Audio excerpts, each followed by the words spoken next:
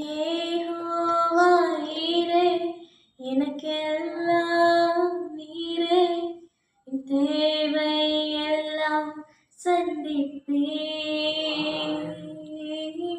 யெகோவா ஈரே, எனக்கெல்லாம் நீரே, என் தேவை எல்லாம் சந்திப்பீர். என் எதிர்பார்ப்புக்கு மேலாக செய்பவரே, என் ஜெபங்கள் அனைத்திற்கும் பதில் தருவீரே. என் எதிர்பார்ப்புக்கு மேலாக செய்பவரே, என் ஜெபங்கள் அனைத்திற்கும் பதில் தருவீரே. யெகோவா ஈரே, எனக்கெல்லாம் நீரே, என் தேவை எல்லாம் சந்திப்பீர்.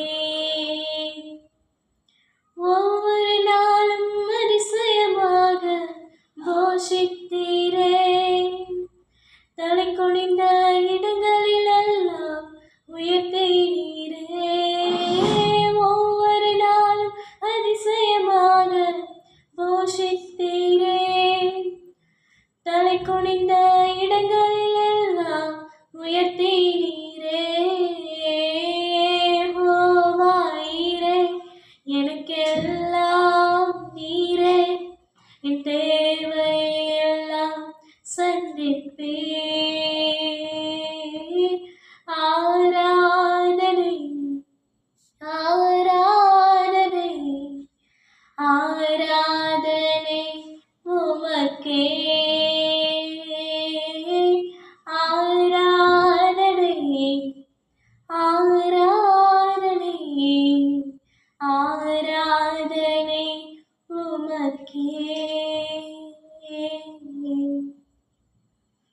கர்த்தருடைய பரிசுத்த நாமத்திற்கு மகிமை உண்டாவதாக. இன்றைக்கு கர்த்தர் நம்ம கூட எந்த வார்த்தையை கொண்டு பேச இருக்கிறார்னா, என்னுடைய கிருபை உன்னை விட்டு விலகுவதில்லை அப்படின்ட்டு கர்த்தர் சொல்லுகிறார்.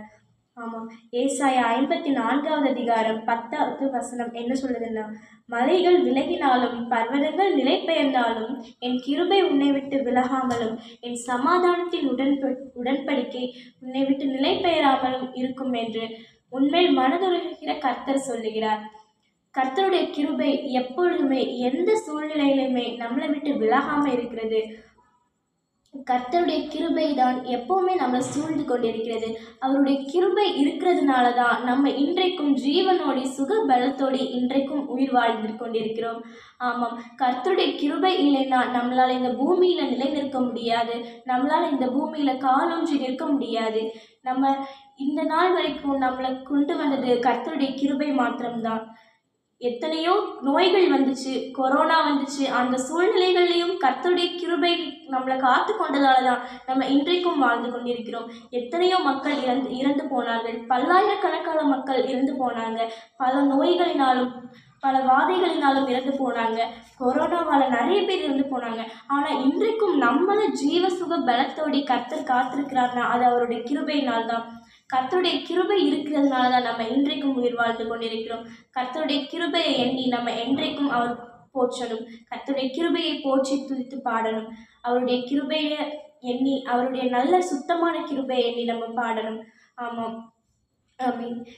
கர்த்தாவே, உங்களுடைய கிருபை எல்லாரையும் சூழ்ந்து கொள்ள கிருபை செய்யுங்க ஏசப்பா. ஏசப்பா, ஒவ்வொருவரோடையும் உங்களுடைய கிருபை இருந்து எங்களுக்கு நிழலாக இருப்பதாக ஆண்டவரே. ஏசப்பா, ஒவ்வொருவரையும் உங்களுடைய கிருபை சூழ்ந்து கொண்டிருப்பதாக. நாங்கள் ஒவ்வொருவரும் தினமும் ஒவ்வொரு உண்மையை துதிப்பதற்கு கிருபையை தாருங்க ஆண்டவரே. எல்லா ஞானத்தையும் அறிவையும் கிருபையும் தாருங்க ஆண்டவரே. உங்களுடைய கிருபையின் ஆவியை எங்கள் மேலே ஊற்றுங்க ஆண்டவரே. ஒவ்வொரு நாளும் உண்மை தேடக்கூடிய அந்த கிருபையை எங்களுக்கு தாருங்க ஆண்டவரே. உம்மிடம் பேசக்கூடிய அந்த வாஞ்சையை எங்கள் ஒவ்வொருவருக்கும் தாருங்க ஆண்டவரே.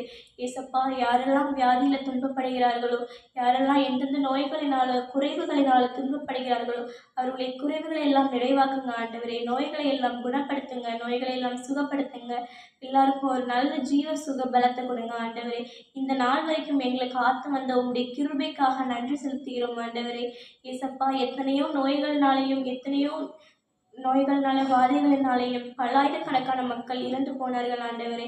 ஆனாலும் இன்றைக்கும் எங்களை உம்முடைய கிருபை காத்து கொண்டு எங்களை வழிநடத்துது ஆண்டவரே.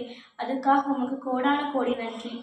எல்லா துதி கனம் மகிமை எல்லாம் உண்மைக்கே செலுத்துகிறோம். மீட்பர் இயேசுவின் மூலம் ஜெபம் கேளும் நல்ல பிதாவே. ஆமென்.